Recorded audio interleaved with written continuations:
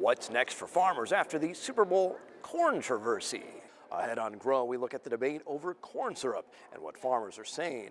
Plus, whether you think the climate is changing or whether it's just more extreme, experts have advice.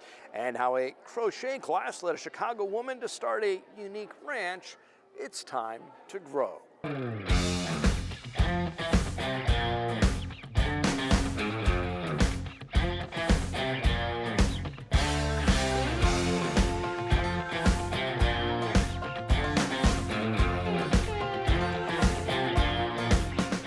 Welcome to the program. By this point, many have probably forgotten about the Super Bowl game itself a week ago, but a lot of folks continuing to talk about what we're calling the controversy.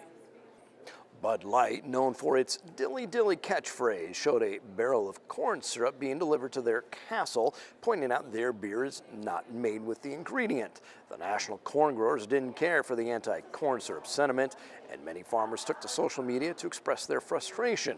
The National Corn Growers Association says Anheuser-Busch representatives emailed the group saying, quote, they're looking to make it right and asking for a meeting with farmers. Anheuser-Busch confirmed they are in contact with the group. After the ads aired Sunday night, the group posted a tweet saying, quote, America's corn farmers are disappointed with you. The beer giant issued a statement saying, quote, last year Anheuser-Busch purchased more than 1 billion pounds of corn ingredients. We fully support corn growers and will continue to invest in the corn industry. Bud Light's Super Bowl commercials are only meant to point out a key difference in Bud Light from some other light beers. This effort to provide consumers transparency and elevate the beer category, end quote. Meanwhile, Coors was ready to capitalize. Pete Coors himself delivered beer to a delegation of Nebraska corn growers who are meeting in Denver this week. The delegation included a number of central Nebraska farmers. The former CEO of the Nebraska Corn Board shared his thoughts with us on Facebook. Don Hutchins says too many in the food industry trashed high fructose corn syrup. He says Bud Light made a huge mistake and no Bud Light will ever wet his lips. Meanwhile, Bud Light tweeted a message from a scroll from its king saying they love corn on the cob, cornbread, popcorn, just not corn syrup. This week saw the return of frigid weather coming as many ranchers bring new life into the world, even on the coldest of days. On this wind-swept farm, Janelle Lubb gets her pink muck boots on and gets to work. It's a midnight check, a 3 o'clock check, and a 6 o'clock check. With mama cows to care for, she doesn't bother setting an alarm. You know, I'm a mom, so I still get up. During those checks overnight and even during the day, it's felt like 20 below outside, but that's a benefit of having a heated shop. 50 degrees in there feels like a 70-degree swing. It's tolerable, definitely.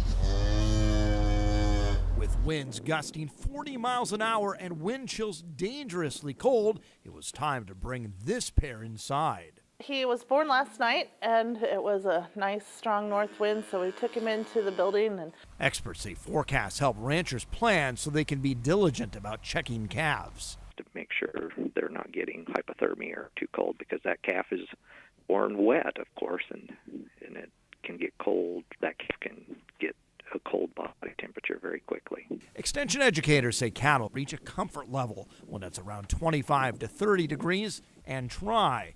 Less than that, they burn more energy staying warm. These cattle quickly find their feed as Janelle's father-in-law brings in a bale of hay while her husband Brian unwraps it.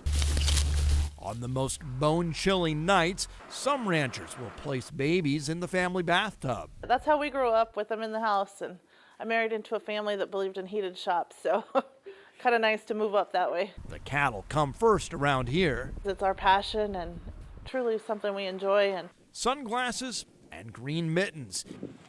It's about getting the job done. It's a great lifestyle and it's a choice we made, so no complaints over not having a snow day. And for the cow-calf producers, our question of the week is for you. When do you calve, spring or fall? Just look for NTV's Grow on Twitter to cast your vote. And looking at last week's poll, looks like many are cutting back on soybean acres. About half of soybean growers say they're planning to plant fewer acres. Many plan to be about the same, and only a handful say more beans this year. Experts say there continues to be a lot of uncertainty about the possible shift from soybeans to corn. Purdue University's Ag Economy Barometer has some thoughts. They've done surveys and find 25% of those who planted soybeans plan to reduce acres, while 2/3 expect no change in acreage. Of those soybean growers planning to cut back, most plan to reduce soybean acres by more than 10%. The Purdue Barometer also looks ahead to the rest of the year. A majority surveyed expect operating expenses to increase this year. Looking at their farm's financial situation, 25% of respondents said they expect to have a larger farm operating loan in 2019 than in 2018. Among those expecting to have a larger loan, over half said it was because input costs have increased. However, just over 1/4 said it was because they were carrying over unpaid operating debt from prior years, suggesting their farm operation is under financial stress.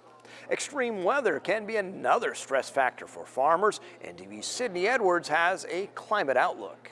Overall, as far as I'm concerned, things at this time look really beneficial. Al Dutcher is UNL's associate state climatologist that focuses on weather trends across the world and how they could affect us here in Nebraska. No matter the short-term weather changes, Dutcher says UNL is pushing folks to prepare for the long term with climate resistance.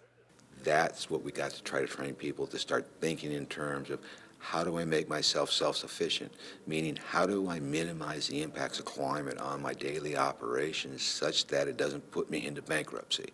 Dutcher says some weather patterns flipped from last year to this year, mentioning the heaviest precipitation last spring was north of the I-80 corridor, and this fall, south of that corridor. I wouldn't be shocked if we go from mid-March to the end of April, warmer than normal, cooler than normal, May through mid-June, and then the heat returns.